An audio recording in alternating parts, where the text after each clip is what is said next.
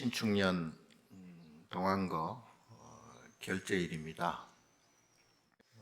이번 결제는 좀 많은 그런 의미를 두고 싶습니다.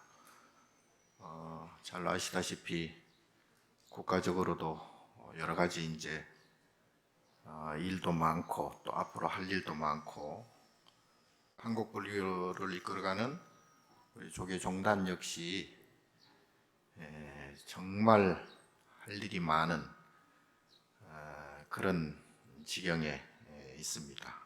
오늘 제가 드릴 말씀은 항상 그 얘기입니다. 좀 냉정하게 우리가 좀 삶을 되돌아보면서 근본적인 문제를 해결하는 의미를 가져야 되겠다.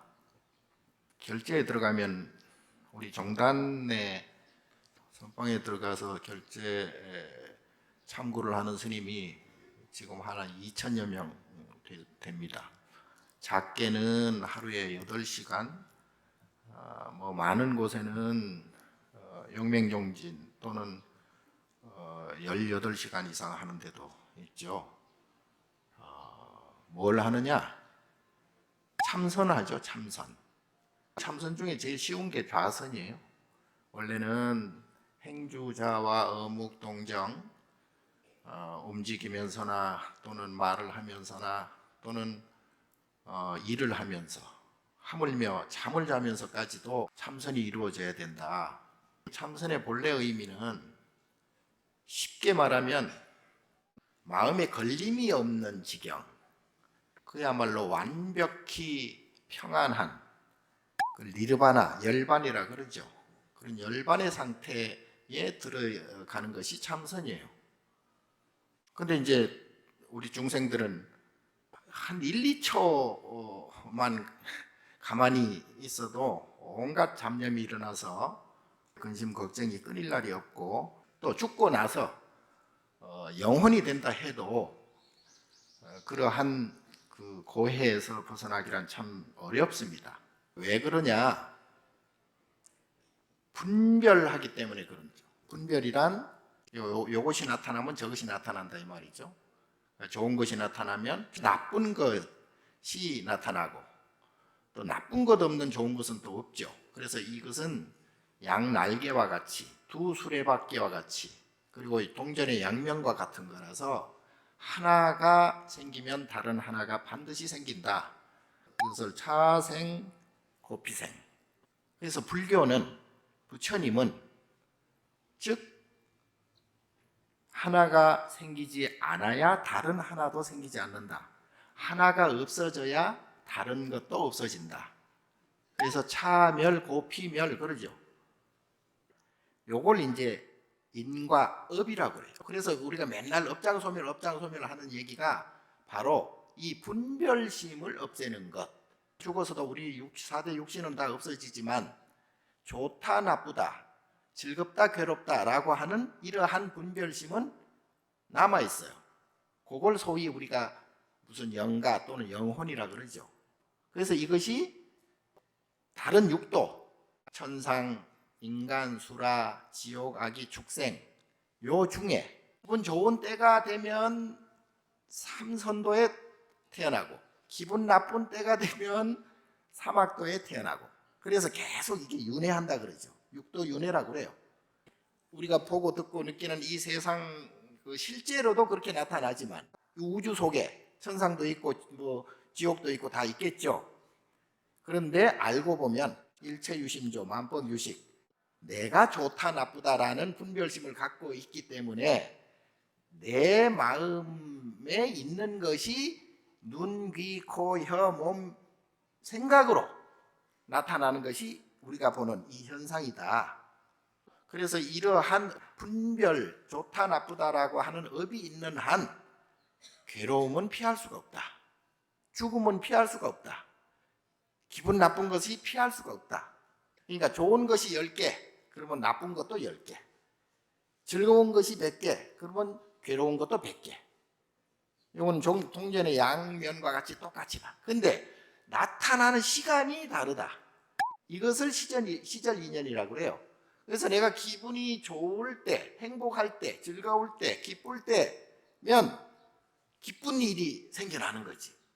그래서 부처님께서는 아까 말씀드린 대로 차멸 고피멸, 이것이 없어져야 저것도 없어진다. 그래서 우리 참선하는 스님네들이 바로 참고하는 게 바로 그러한 분별심을 없애는 것이다. 우리가 살아가면서 일방적으로 무슨 행운이 있다거나 운이 좋다거나 재수가 좋다거나 세상에 공짜는 없는 거예요. 행운도 없습니다. 거기에 대한 대가는 반드시 치러야 된다. 업은 다 갖고 있습니다. 개개인이 나도 갖고 있고 너도 갖고 있고 우리 가족도 갖고 있고 자식도 갖고 있고 다 업은 다 달라요. 근데 업의 본질은 똑같습니다. 금방 말씀드린 대로 자기가 행복하고 기쁘고 즐겁고 좋은 업이 100개다.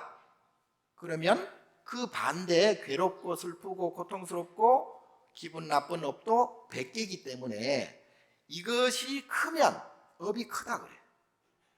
때로는 누가 봐도 저 사람 잘생기고 돈도 많고 집안도 좋고 학벌도 좋고 스펙이 좋고 지위도 높고 그런데 왜 괴로워할까? 그런 사람 있잖아요. 아니 내가 볼 때는 별 문제가 없어. 정말 잘 살고 완벽해. 그럼에도 불구하고 괴로워하는 사람이 있죠.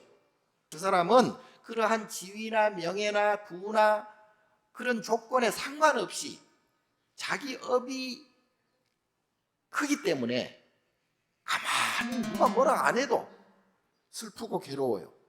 그걸 이제 공업이라 그러는데 다충기라든가 갱년기라든가 이런 것은 주로 공통적으로 느끼는 업이에요. 그런데 스스로 느끼는 업에 의해서 아무 문제가 없는데도 우울증이 오고 아무 문제가 없는데도 슬퍼. 아무 문제가 없는데도 죽고 싶어. 자, 그런 경우도 바로 자기의 업 때문에 그래요. 우리가 요새 우스갯소리로 아주 큰 좋은 행운이 온 사람에게는 전생에 나라를 구했느니 어쩌느니 이런 얘기 하듯이 그게 DNA라는 게 전생부터 이어지거든요. 예. 우리 부모한테서 태어났지만 부모 또한 그 부모 그 전에 부모 해가지고 그 성격이나 성품이나 이런 것들이 전부 고스란히 이어봤잖아요. 그런 것들이 전부 전생으로 치는 거예요. 마찬가지로 우리가 죽으면 다음 내생에도 똑같이 그 마음은 흘러간다. 그래서 업은 피할 수가 없어요. 그래서 업을 줄이는 것이 직장 소멸하는 것이 지상 최대의 과제고 인생 최대의 문제고 그리고 우리 불교라는 부처님의 말씀 또한 그걸 깨침이라고 그래. 그걸 완전 소멸시키는 것, 니르바나 하는 것, 열반하 하는 것. 그래서 이러한 분별, 그걸 욕심이라 그러죠. 그러면 그 욕심에 의한 대가는 반드시 나타난다. 예, 그래서 욕심 부리지 마라. 마음을 비워라. 분별하지 말라. 중도심을 가지게 되면 그때는 자연스럽게 생각하게 되고 자연스럽게 말하게 되고 자연스럽게 행동을 하게 된다. 그걸 삼업이 청정해진다 이 말이죠.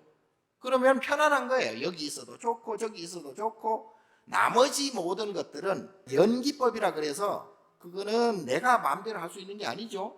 예. 이 우주 삼라만상이 서로 그물처럼 인드라망으로 이렇게 서로 얽혀 있기 때문에 그 원인이 따로 있는 것이 아니고 그 결과가 따로 있는 게 아니에요. 서로 막 연결돼 가지고 그렇게 될 수밖에 없는 필연적인 그러한 결과가 나타난다.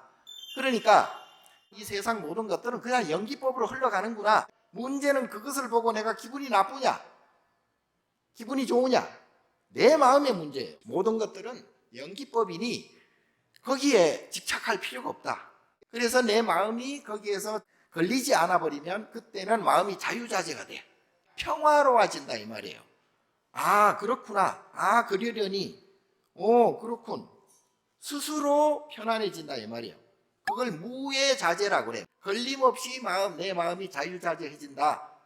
이것을 자비심이라고 그러고 이걸 자비행위. 자비심을 억지로 난 좋은 일 해야지 좋은 말 해야지 물론 그것도 좋은 자비심이겠지만 거기에는 또 인과가 따르기 때문에 내 스스로 마음을 평화롭게 하는 것이 그게 진짜 자비심이다. 그때는 저절로 행동하게 된다. 동산 양계스님이라고 중국에 큰 그 선생이 계셨는데 홀어머니가 계셨어요. 이 어머니가 남의 집 머슴을 살았어. 근데 아들이 출가를 한다 하니까 얼마나 애가 타겠습니까? 그리고 아들한테 편지를 썼어. 너는 어머니를 버릴 수 있지만 어미는 자식을 버릴 수가 없다. 제발 돌아와다오. 그러니까 양산 동계선사가 다시 답장을 썼어. 어머니 그 업에 묶여서 그렇게 고통스럽게 하지 마시고 정반왕과 마야 부인을 좀 본받으십시오. 그럼에도 불구하고 이 어머니는 매일 아들을 기다리다가 눈이 멀어버렸어. 내가 눈은 멀었지만 아들을 꼭 한번 만져보고 싶다. 아들의 왼쪽 발 복숭아 뼈에 있는데 사마귀가 하나 있어. 혹시나 그 복숭아 뼈에 있는 그 사마귀라도 만져질까 싶어서 매일 그 집 앞에서 지나가는 스님들의 발을 씻겨줍니다. 마침 그 얘기를 듣고 동산 양계 스님이 갔어요. 어머니한테 가가지고 발을 담고 발을 씻어.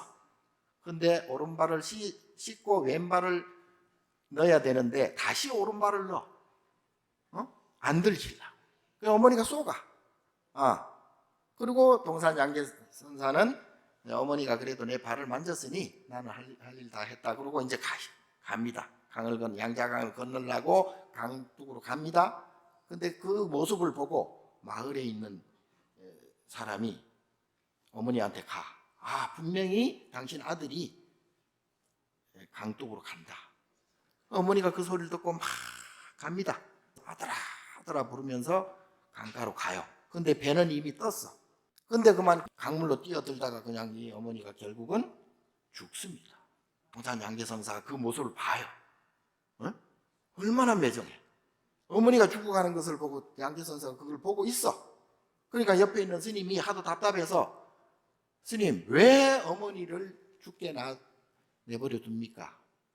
그랬더니 양계선사가 한참 있다가 내 어머니는 한 생은 머슴을 살 업이다. 한 생은 눈이 멀어 봉사로 살 업이다. 그리고 한 생은 물에 빠져서 죽을 업이다. 그러니까 그 세 생의 업을 지금 당신은 한 번에 다 해결하셨다.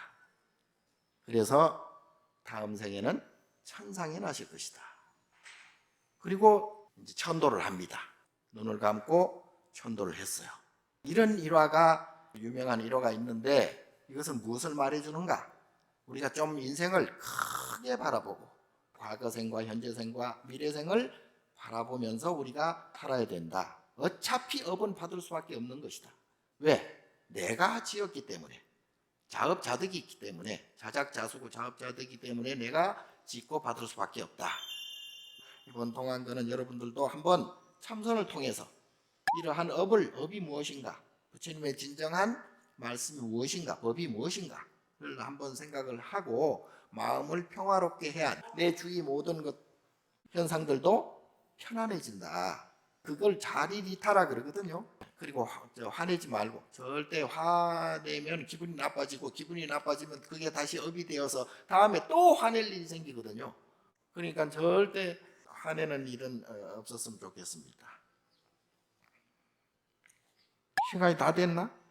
참선을 하면 좋겠지만 그게 현실적으로 좀 힘드니까 연불 좀 많이 하시고 기도 열심히 하시고, 그리고 육바람일 꼭 하십시오.